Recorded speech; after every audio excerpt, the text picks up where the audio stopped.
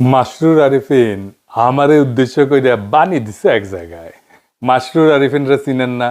বাংলাদেশের একজন বড় ব্যাংকার, প্রফেশনাল মানুষ। ব্যাংকার হইলে টাকা গুনে শুধু, তবে সে সাহিত্য টাইত্য করে আর কি, লেখারাত ভালো। আমি যাদেরকে বাঙ্গু সুশীল বলি, সেই গ্রুপের একজন প্রতিনিধি কইতে পারেন। সে কি কইছে সেটা আগে শুনে আসি। আমি ওই পিনাকিদাকেই আবার বলবো, ওনার উদ্দেশ্যেই বলবো, আমরা কেউই পারফেক্ট না। উই আর ভেরি মাচ একই মানুষ, ন্যায় বিচারের পক্ষে আজকে দাঁড়াই, একই মানুষ আর এক সিজনে চুপ থাকি, একই মানুষ সকালে ভালো, একই মানুষ বিকালে খারাপ।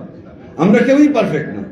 কোনো প্রথম আলো, কোনো মাসরুর আরিফিন, কোনো ডেইলি স্টার কেউই পারফেক্ট না। বাট তার জবাব এইটা হতে পারে না, আমাদের কোনো ইমপারফেকশন থাকলেও সেটা ডিরেক্টলি আলোচনার মাধ্যমে মোকাবিলা করা উচিত। এটা কোন ধরনের দেশ যে এখানে জ্বালিয়ে পুড়িয়ে দিয়ে তার মোকাবিলা হবে?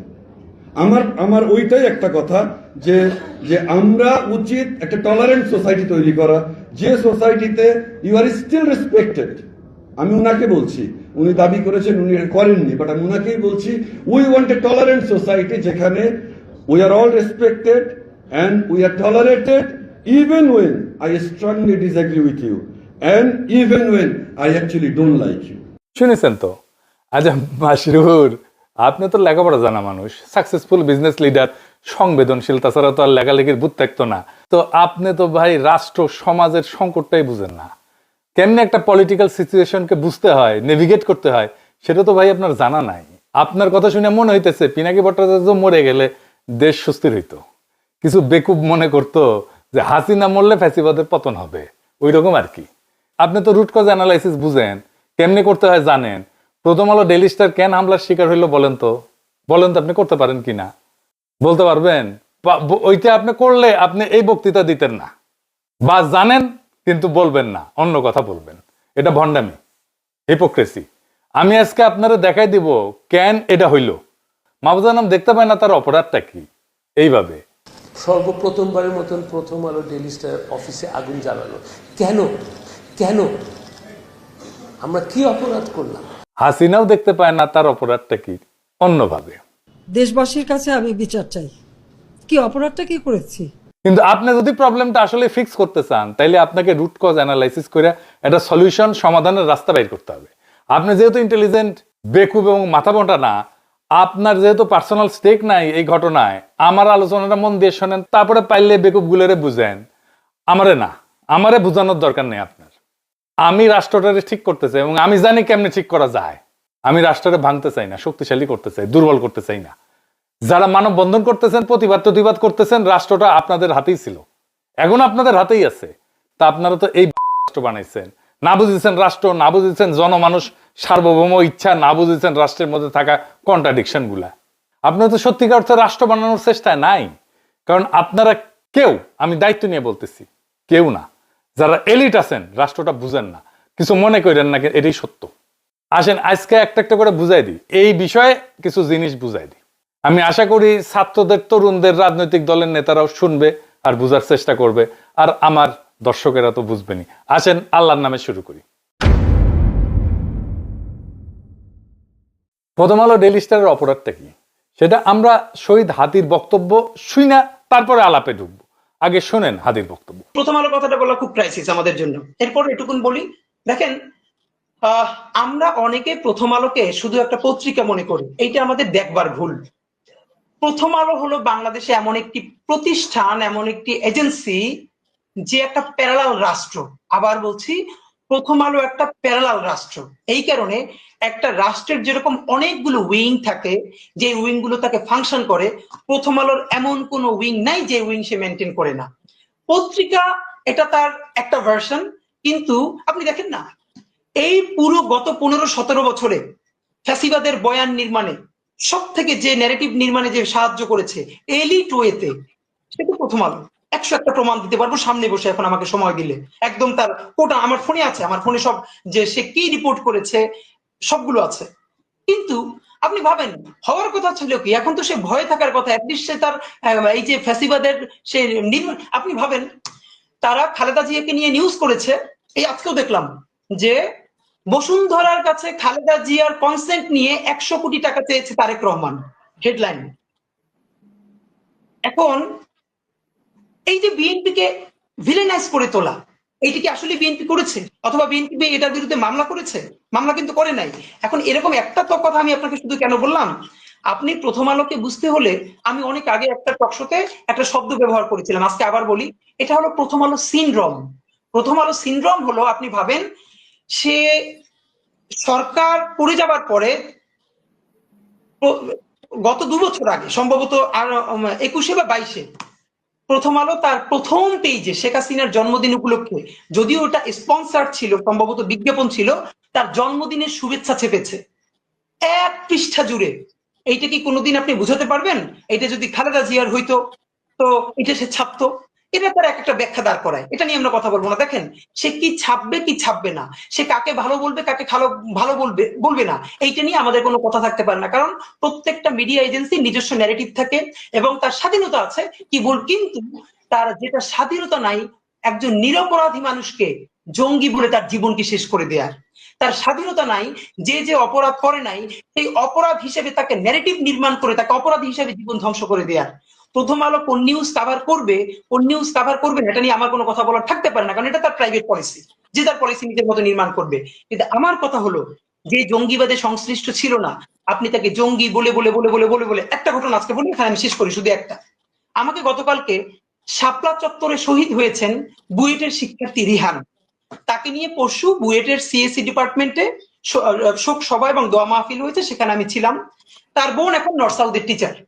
আমাকে তার বোন গতকাল রাতে 2টো লিঙ্ক পাঠিয়েছেন প্রথম আলো।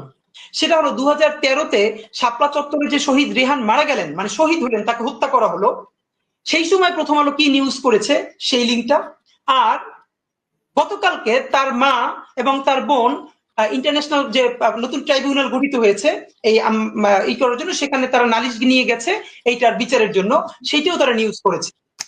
দেখেন, রেহানের মা বলছে বক্তব্যে, যেটা সকল টিভিতে এসেছে, আমাদের কাছেও আছে, রেহানের মা বলছে, আমার ছেলে 5 তারিখের আগে যে আন্দোলন হয়েছে হেফাজতের, সেইটার প্রতি সংহতি জানাতে গিয়ে সে আগেও গিয়েছে, তাকে রামদা দিয়ে কোপ দেওয়া হয়েছে, সেই জখম হাত নিয়ে সে বুয়েটে এসেছে, তার বন্ধুরা বলেছে।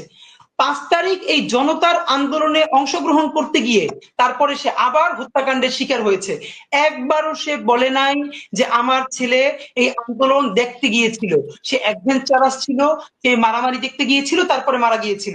সে বলেছে আমার ছেলে এই আন্দোলনের প্রথম থেকে ছিল, তারপরে সে আবার আন্দোলনে গেছে এবং সে শহীদ হয়েছে।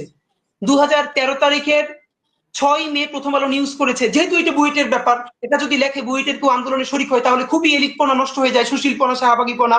প্রথম আলো নিউজ করেছে, তার মা নাকি বলেছে যে আমার ছেলে খুবই অ্যাডভেঞ্চার প্রিয়, তাই সে সেখানে দেখতে গেছে যে ওখানে মারামারিটা কি হচ্ছে, এরপরে সে গুলি লেগে নিহত হয়েছে। অথচ রেহানের মা সেদিনও বলেছে আমার ছেলে অ্যাডভেঞ্চার প্রিয়, কিন্তু আমার ছেলে সেটা দেখতে চায় না, আমার ছেলে সে আন্দোলনে গেছে এবং সে শহীদ হয়েছে। আপনি ভাবেন, তাহলে সেই নেগেটিভ তার মায়ের বক্তব্য যে সে মিথ্যা রিপোর্ট করেছে, সে কি সরি বলেছে, সে কি ক্ষমা চেয়েছে?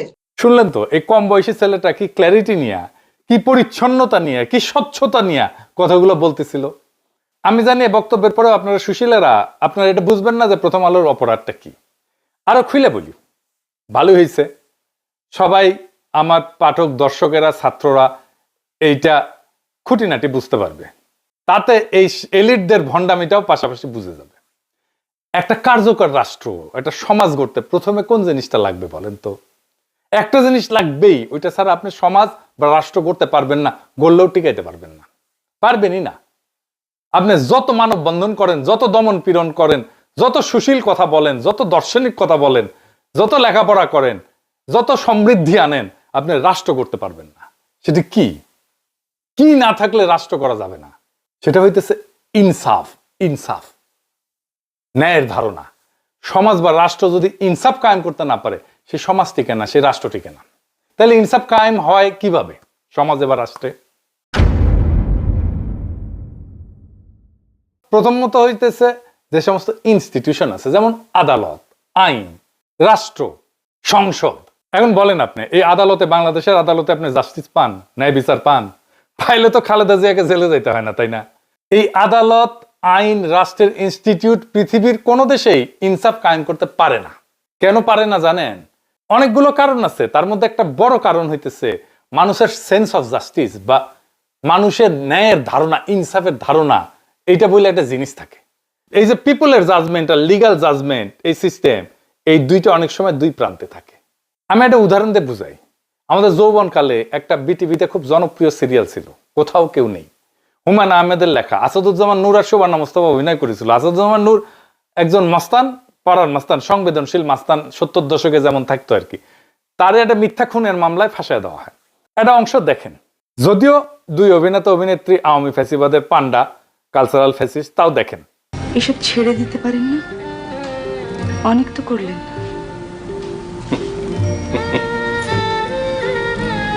হাসছেন কেন? ছেড়ে দিতে ইচ্ছে করে,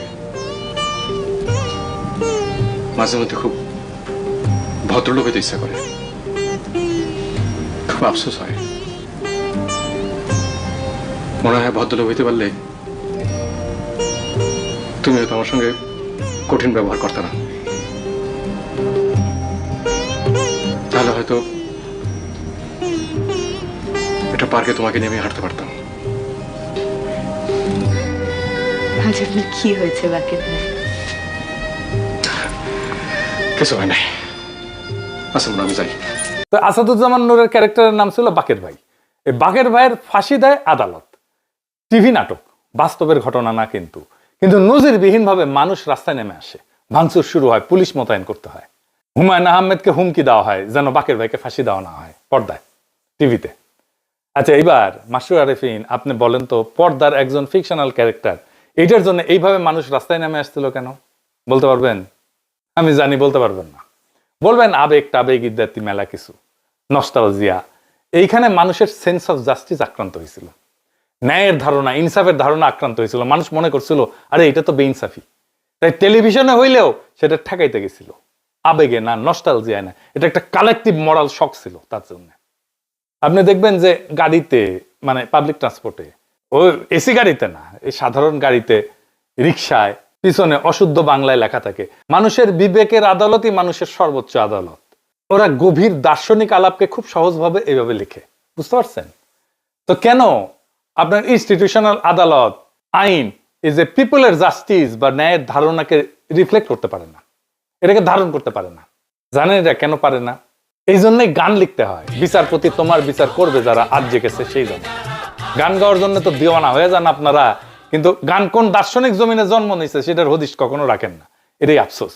আসেন আমরা বুঝি যে কেন এই যে লিগ্যাল সিস্টেম, এইটা রিফ্লেক্ট করতে পারে না জনমানুষের ন্যায়ের ধারণাকে।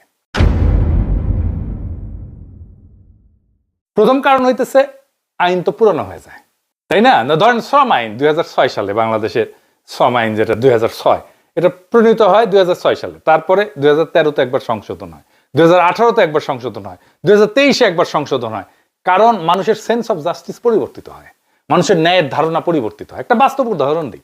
বাংলাদেশ স্বাধীন হওয়ার পরে 20 বছর পর্যন্ত তো আমাদের কারো কোনো সমস্যা হয় নাই এটা মাইনে নিতে যে নির্বাচিত সরকারি সংসদ নির্বাচন অনুষ্ঠিত করবে, সিটিং গভর্নমেন্ট। কিন্তু এখন আমরা কেউই মনে করি না যে নির্বাচিত সরকার, সিটিং গভর্নমেন্ট, একটা অবাধ নিরপেক্ষ নির্বাচন অনুষ্ঠিত করতে পারে। সেই জন্য আসলে তত্ত্বাবধায়ক সরকারের আইন, বুঝলেন তো? আমাদের ইনসাফের ধারণা, ন্যায়ের ধারণা পরিবর্তিত হয়ে গেছে। তাই আমাদের আইনি ব্যবস্থাকে মানুষের মধ্যে থাকা যে ইনসাফের ধারণা, এইটার কাছাকাছি নিয়ে আসতে হয় সবসময়। মানুষের ইনসাফের ধারণা পাল্টায়, বদলায়, আমাদের আইনি কাঠামোকে তার কাছাকাছি নিয়ে আসতে হয় ক্রমাগত। কিভাবে রাষ্ট্র এই কাজটা করে জটিল মনে হইতেছে না? জটিল মনে হবে না, সব চালায় বুঝে যাবেন। সব রাষ্ট্র না, কিছু রাষ্ট্র এই কাজটা করে, আইনি কাঠামোকে মানুষের ন্যায়ের ধারণার কাছাকাছি নিয়ে আসে। কিভাবে? 3 ভাবে করে। প্রথম ভাবে হচ্ছে সংসদে আইন বানায়।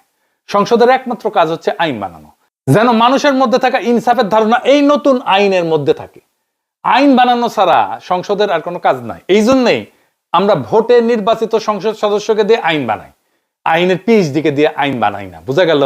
মানে সংসদ এটা খুবই গুরুত্বপূর্ণ প্রতিষ্ঠান সমাজে ইনসাফ কায়েম রাখার জন্য। কিন্তু এই নির্বাচনে দেখেন কি বলতেছে সবাই। বিএনপি বলতেছে এই দেবো, ওই দেবো, সেই দেবো, ফ্যামিলি কার্ড দেবো, রাস্তা বানাই দেবো, কালভার্ট বানাবো, চাকরি দেবো। কিন্তু মূল যে কাজ, সমাজে ইনসাফ কায়েম করবো, এটা ধারে কাজ দেওয়া যায় না কেউ। এই যে আমরা ভোট দিতে পারি নাই হাসিনার আমলে, সেই জন্য আমাদের সমাজের ভেতরে যে ইনসাফের ধারণা, সেইটার কোনো ইনস্টিটিউটের ভেতরে আর হাজির নাই। সেই জন্য ভোটে দিতে কারচুপি বন্ধ করা, এটা শুধু অবাধ নির্বাচনের জন্য দরকার না, সমাজে ইনসাফের ধারণা যেন কলুষিত না হয়, সেজন্য দরকারি কারচুপি যেন বন্ধ হয়, নির্বাচনে ফেয়ার যেন হয় ইলেকশনটা। এখন ধরেন আইন বানাইতে তো টাইম লাগে, তো এই টাইমের মধ্যে আমি কিভাবে চেষ্টা করব যে সমাজের ইনসাফের ধারণাকে আইন এবং বিচারের মধ্যে প্রতিফলিত করতে? এইখানে আসে দ্বিতীয় পদ্ধতি, আদালতের জুরি সিস্টেম। সেটা আবার কি?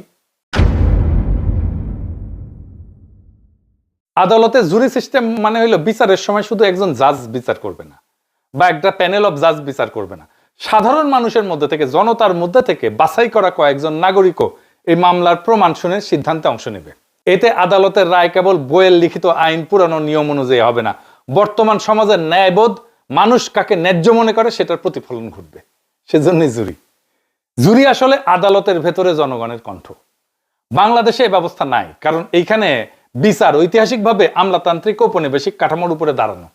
এইখানে জজ বিশেষজ্ঞ সেই সব জানে, জনগণ জানে না। এর ফলে অনেক সময় আদালতের রায় আইনসম্মত হয় হইলেও মানুষ নৈতিকভাবে তার ন্যায্য মনে করে না। তখন জনগণের সেন্স অফ জাস্টিস আদালতের ভেতরে জায়গা না পেয়ে বাইরের রাস্তায়, আন্দোলনে, ক্ষোভে, সহিংসতায় বেড়ায় আসে। আদালতে জুরি না থাকায় মানুষের যে বিচারবোধ, ন্যায়বোধ, সেটা আদালতের দরজার বাইরে পড়ে থাকে। আর সেই দরজার বাইরে জমে থাকা ক্ষোভই সমাজে অস্থিরতা তৈরি করে। জুরি মানে জনগণকে বিচার ব্যবস্থার ভেতরে ঢুকতে দেওয়া, আর সেটা মানে রাষ্ট্রের উপরে জনগণের একটা নৈতিক নিয়ন্ত্রণ প্রতিষ্ঠা করা। তো এটা তো নাই বাংলাদেশে জুরি সিস্টেম। তাইলে হাসিনা আমলে কোন জিনিসটা এই দায়িত্বটা পালন করতে পারতো, যে ইনসাফের ধারণা আমাদের ইনস্টিটিউশনের মধ্যে নিয়ে আসা, আমাদের জাস্টিস সিস্টেমের মধ্যে নিয়ে আসা? কোনটা? সেটা হইতেছে মিডিয়া। হাসিনা ওইগুলোকে সিস্টেমেটিক্যালি বন্ধ করে দিচ্ছে, আমার দেশ বন্ধ করে দিচ্ছে, দিগন্ত টিভি বন্ধ করে দিচ্ছে। মিডিয়া জনগণের যে সেন্স অফ জাস্টিস, ইনসাফের ধারণা, এটা তুলে ধরতে পারে। কারণ দার্শনিকভাবে মিডিয়াই সেই জনপরিসর যেখানে আইন না, নৈতিক বৈধতা গঠিত হয়, সত্য তৈরি হয়, ন্যারেটিভ তৈরি হয়। আর মিডিয়া যদি এই দায়িত্ব ছেড়ে দিয়ে কেবল ক্ষমতার ভাষা অনুবাদ করে, তাইলে জনগণের সেন্স অফ জাস্টিস বা ইনসাফের ধারণা আদালতে বা সংসদে না, রাস্তায়, ক্ষোভে, সহিংসতায় প্রকাশ পায়। ইতিহাসে বারবার দেখা গেছে মিডিয়া নীরব হলে ন্যায় বিচার শব্দ হারায়, আর শব্দ হারাইলে মানুষ তখন শরীর দিয়ে কথা বলতে চায়। ফরাসি দার্শনিক এটিয়েন বালিভার উনি বলছেন যে counter violence born from exclusion. আপনি যখন আমার কণ্ঠস্বরকে থামাই দেবেন, বন্ধ করে দিবেন, তখন এটা ভায়োলেন্স হিসেবে বাড়ায় আসে, সহিংসতা হিসাবে বাড়ায় আসে। ওই যে হাদি বলছে না শহীদের মায়ের কথা, এটা শুধু চাপাই দেয় নাই প্রথম আলো, সে তার বক্তব্যকে বিকৃত করছে। আবার দেখেন ওই অংশটা, রিতা সাহেব। আমাকে গতকালকে শাপলা চত্বরে শহীদ হয়েছেন বুয়েটের শিক্ষার্থী রিহান, তাকে নিয়ে পরশু বুয়েটের সিএসসি ডিপার্টমেন্টে শোক সভা এবং দোয়া মাহফিল হয়েছে, সেখানে আমি ছিলাম। তার বোন এখন নর্থ সাউথের টিচার। আমাকে তার বোন গতকাল রাতে দুটো লিঙ্ক পাঠিয়েছেন প্রথম আলো। সেটা হলো 2013-তে শাপলা চত্বরে যে শহীদ রেহান মারা গেলেন, মানে শহীদ হলেন, তাকে হত্যা করা হলো, সেই সময় প্রথম আলো কি নিউজ করেছে সেই লিঙ্কটা। আর গতকালকে তার মা এবং তার বোন ইন্টারন্যাশনাল যে নতুন ট্রাইব্যুনাল গঠিত হয়েছে এই করার জন্য, সেখানে তারা নালিশ নিয়ে গেছে এইটার বিচারের জন্য, সেইটাও তারা নিউজ করেছে। দেখেন রেহানের মা বলছে বক্তব্যে, যেটা সকল টিভিতে এসেছে, আমাদের কাছেও আছে, রেহানের মা বলছে আমার ছেলে 5 তারিখের আগে যে আন্দোলন হয়েছে হেফাজতের, সেইটার প্রতি সংহতি জানাতে গিয়ে সে আগেও গিয়েছে, তাকে রামদা দিয়ে কোপ দেওয়া হয়েছে, সেই জখম হাত নিয়ে সে বুয়েটে এসেছে। তার বন্ধুরা বলেছে 5 তারিখ এই জনতার আন্দোলনে অংশগ্রহণ করতে গিয়ে তারপরে সে আবার হত্যাকাণ্ডের শিকার হয়েছে। একবারও সে বলে নাই যে আমার ছেলে এই আন্দোলন দেখতে গিয়েছিল, সে অ্যাডভেঞ্চারাস ছিল, সে মারামারি দেখতে গিয়েছিল, তারপরে মারা গিয়েছিল। সে বলেছে আমার ছেলে এই আন্দোলনের প্রথম থেকে ছিল, তারপরে সে আবার আন্দোলনে গেছে এবং সে শহীদ হয়েছে। 2013 তারিখের 6 মে প্রথম আলো নিউজ করেছে, যেহেতু এটা বুয়েটের ব্যাপার, এটা যদি লেখে বুয়েটের কেউ আন্দোলনে শরিক হয় তাহলে খুবই এলিটপনা নষ্ট হয়ে যায়, সুশীলপনা, শাহবাগীপনা। প্রথম আলো নিউজ করেছে তার মা নাকি বলেছে যে আমার ছেলে খুবই অ্যাডভেঞ্চার প্রিয়, তাই সে সেখানে দেখতে গেছে যে ওখানে মারামারিটা কি হচ্ছে, এরপরে সে গুলি লেগে নিহত হয়েছে। অথচ রেহানের মা সেদিনও বলেছে আমার ছেলে অ্যাডভেঞ্চার প্রিয়, কিন্তু আমার ছেলে সেটা দেখতে চায় না, আমার ছেলে সে আন্দোলনে গেছে এবং সে শহীদ হয়েছে। আপনি ভাবেন তাহলে সেই নেগেটিভ তার মায়ের বক্তব্য যে সে মিথ্যা রিপোর্ট করেছে, সে কি সরি বলেছে, সে কি ক্ষমা চেয়েছে? শুধু কি তাই, আমরা হাদির কাছ থেকে শুনি যারা হাসিনার ফ্যাসিবাদের বৈধতা তৈরি করছিল তাদের প্রথম আলো কিভাবে রক্ষা করতে আসছিল। দেখেন, ইসলামী ব্যাংক দখলের ন্যারেটিভকে নির্মাণ করেছে জঙ্গি ব্যাংকিং বলে, যে জঙ্গি অর্থায়ন হয় ইসলামী ব্যাংক থেকে, তা আওয়ামী লীগ তো তারপর গত আরো 10 বছর ক্ষমতায় ছিল, তারপরও তো এর মধ্যে ইসলামী ব্যাংক কয় জায়গায় জঙ্গি অর্থায়ন করছে তার তো প্রমাণ নিশ্চয়ই তার কাছে থাকার কথা। যেহেতু নাই, তাইলে আপনি আবুল বারাকাতের কোনো বিচার করছেন যে সে এই যে যুগলবন্দি কলাম লেখা লেখা ইসলামী ব্যাংকে ধ্বংস করতে দিল? কই, বরং কি হইল, আবুল বারাকাতের আমলে কি সুশীল, অথচ তার সময়ে কত টাকা জনতা ব্যাংক থেকে বেহাত হয়েছে আওয়ামী লীগের কাছে। আপনি যখন ঘৃণা ভরে তার বিরুদ্ধে মামলা করবেন কেন? যদি হাসিনা প্রধানমন্ত্রী থাকার কারণে হাসিনার র্যাবের প্রধান গুলি করে মানুষ মারলে তার যদি দায়ভার হাসিনার উপরে যায়, তাহলে জনতা ব্যাংকের চেয়ারম্যান থাকার পর জনতা ব্যাংক থেকে যে হাজার হাজার কোটি টাকা পাচার হয়েছে তার দায় আবুল বারাকাতের উপরে যাবে না? না, সেটা আবার যাবে না। এই হলো বঙ্গবুদ্ধিজীবিতা। বরং তারে যখন সেইটার জন্য অ্যারেস্ট করা হবে তখন প্রথম আলোতে যুগলবন্দি কলম আসবে, আমরা একজন শিক্ষকের এইরকম অবমাননা দেখতে চাই না। অথচ এই শিক্ষক অর্থ পাচারকারী শুধু না, ব্যাংক লুটেরাদের ন্যারেটিভ নির্মাণ করছে। এরকম তো 50 জনের নাম বলতে পারবো, তাদের ব্যাপারে আমাদের ডকুমেন্টেশন কই? তো বাংলাদেশের জনগণের ভোটের অধিকার নাই, কথা বলার অধিকার নাই, জুরি সিস্টেম নাই, কিন্তু মিডিয়া সেই ফাংশনটা নিতে পারতো, নেয় নাই। শুধু যে নেয় নাই তাই না, তারা ফ্যাসিবাদের পক্ষে দাঁড়াইছে। হাসিনার বিরোধী মত দমনের অন্যতম হাতিয়ার জঙ্গি ন্যারেটিভ, এটা কারা বানাইছে? প্রথম আলো বানাইছে। কত নিরীহ মানুষকে ক্রস ফায়ারে দিছে, আয়না ঘরে নিছে, বাড়ির মধ্যে ঢুকে বাইরে থেকে সিটকানি লাগাই দিয়ে উড়াই দিছে বাড়ি বোমা দিয়ে। কোনো হিসাব আছে? কত মানুষ এমন আর্টিকেল ছাপাইছে যে একজন রিলিজিয়াস মুসলিম যে প্র্যাকটিসের মধ্যে দিয়ে, জীবন চর্চার মধ্যে দিয়ে যায়, সেটারে জঙ্গি বলে তকমা দিছে। আপনার সন্তান জঙ্গি হচ্ছে না তো? পড়ে দেখেন, আপনি দেখবেন একজন রিলিজিয়াস মুসলিম যা যা প্র্যাকটিস করে সেটাকে জঙ্গি হিসেবে ট্যাগ দিছে এখানে। সাহেব দেখেন, জঙ্গি হিসেবে তাদের কত কত কতগুলো লেখা লিখছে, কত দেখেন, একটার পর একটা দেখান।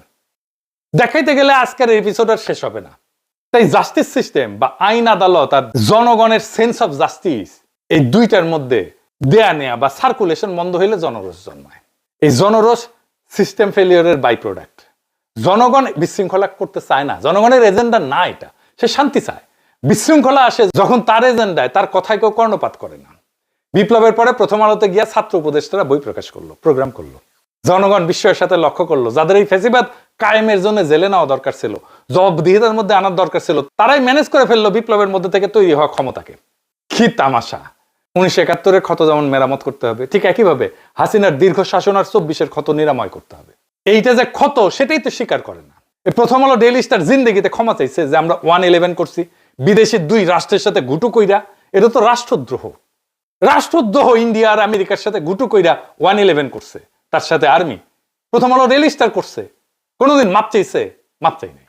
কোনোদিন বলছে যে আমরা হাসিনা শাসনের বৈধতা উৎপাদন করছি? প্রফেসর ইউনূস মিডিয়া সংস্কারের কমিশনের প্রধান যারা বানাইলেন, সেই প্রথম আলোর সাথে সংশ্লিষ্ট। আপনারা মাইরা পিঠে ঠান্ডা করে দিতে পারবেন হয়তো, সাময়িক। এই ক্ষোভ ছাইচাপা আগুনের মতো থাকবে। এখন আমরা কইতে পারেন সলিউশন কি? আমি সলিউশন কয়ে দেব না, প্রচুর সলিউশন কইছি, কেউ কানে নেয় না কথা। আমার সলিউশন আপনি নিবেনও না। নিজেকে আগে প্রশ্ন করেন, প্রশ্ন করে দেখেন আপনি আসলে এই অবস্থার অবসান চান কিনা। অবসান চাইলে আগের কোনো সিস্টেম এটা সলভ করতে পারবেন না। আপনারা অনেক কিছু করতে পারবেন, কিন্তু এটা ভুলেন না আন্তর্জাতিক মিডিয়া আপনাদের প্রো ইন্ডিয়া বলে। এইটা সব দেখা দেন কোথায় প্রো ইন্ডিয়া লিখেছে। আমি এটা বুঝি না কেন প্রথম আলো ডেইলি স্টারের মালিক পক্ষ মাহফুজা নাম আর মতিউর রহমানের কর্তৃত্বের উপরে, তাদের উইজডমের উপরে ভরসা করতেছে। এই জন্যই পাবলিক ওয়াচ লাগে। এটা যদি শেয়ার মার্কেটে শেয়ার টেয়ার থাকলো না, শেয়ার হোল্ডাররা ক্যাক করে ধরলো না। কেন তারা একটা কনস্ট্রাকটিভ এনগেজমেন্টের দিকে যাচ্ছে না? তারা মনে করতেছে বিএনপিকে তো ম্যানেজ করেই ফেলেছি, সব ঠিক করে ফেলবো। জি না, দুনিয়া বদলায় গেছে, ক্ষমতার এখন প্রচুর কেন্দ্র। বিএনপি বাংলাদেশের ন্যারেটিভ নিয়ন্ত্রণ করে না। এটা যতদিন আপনারা ঝুলাই রাখবেন ততদিন আপনাদের সমস্যার সমাধান জটিল থেকে জটিলতর হবে। বাংলাদেশের সমস্যা বিশৃঙ্খলা না, বাংলাদেশের সমস্যা জনতা না, বাংলাদেশের সমস্যা অপরাজনীতিও না। বাংলাদেশের সমস্যা হলো রাষ্ট্র এবং জনগণের ন্যায়বোধের মধ্যে সার্কুলেশন বন্ধ হয়ে যাওয়া। যে রাষ্ট্র জনগণের ইনসাফের ধারণাকে আইনে ঢুকতে দেয় না, আদালতে শুনতে দেয় না, ভোটে আপডেট হইতে দেয় না, আর মিডিয়ায় উচ্চারিত হইতে দেয় না, সেই রাষ্ট্র একদিন আবিষ্কার করে মানুষ আইন দিয়া কথা বলে না, মানুষ তখন শরীর দিয়া কথা বলে। এই জন্যেই রাস্তায় আগুন লাগে, এই জন্যেই জনরোষ জন্মায়, এই জন্যেই সুশীল ভদ্র বিশ্লেষণ, পুতু পুতু কথা, এগুলো কোনোটাই কাজে লাগে না। কারণ জনগণের জন্য তো জনরোষ কোনো এজেন্ডা না, এটা সিস্টেম ফেলিওরের বাই প্রোডাক্ট। আপনারা যারা মনে করেন কিছু মানুষকে চুপ করাইলে, কিছু মানুষকে মেরে ফেললে হাদির মতো, কিছু নেতা সরাই দিলে, কিছু ক্ষমতার সাথে সিস্টেম করে ঘুটু করে আসলে রাষ্ট্র সুস্থ হবে, সুস্থির হবে, আপনারা ভুল জায়গায় চিকিৎসা করতেছেন।